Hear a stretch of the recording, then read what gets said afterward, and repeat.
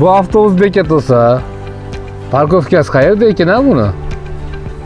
Islom sivilizatsiyasi markaziga tashrif buyuruvchilarga qulaylik yaratish maqsadida 3 ta avtoturargoh tashkil etilganligi haqida bilarmidingiz?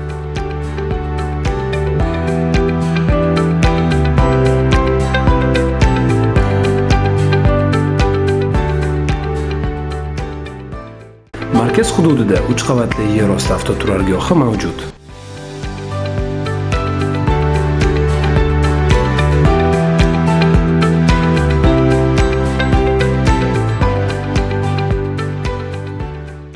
Yana bir muhim jihati, xavfsizlik talablariga ko'ra gaz ballonli avtomobillarga yer osti avtoturargohiga kirish uchun ruxsat berilmagan.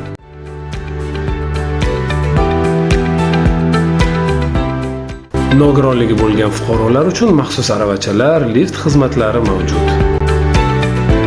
Parkovkamiz 3 qavatdan iborat.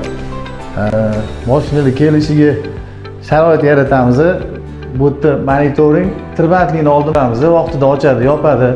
Keyin har bitta mashinalarni joy-joyiga joylashtirish, kameralar bilan moslangan, masalan, nimadir yo'qolib qolsa yoki kimdir nimadir noto'g'ri ish qilib qo'ysa, hammasi nazorat ostida bo'ladi.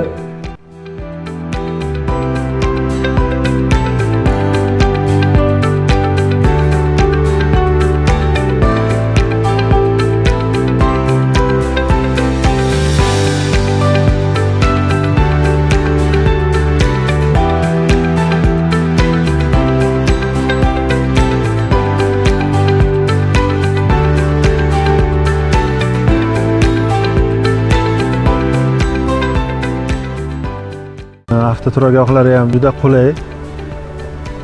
Bizga ma'qul keldi. Kelishinglarni tavsiya qilamiz. Turistik avtobuslar uchun Xasti Imom majmuasi ro'parasida 15 o'rinli maxsus avtoturargoh tashkil qilingan.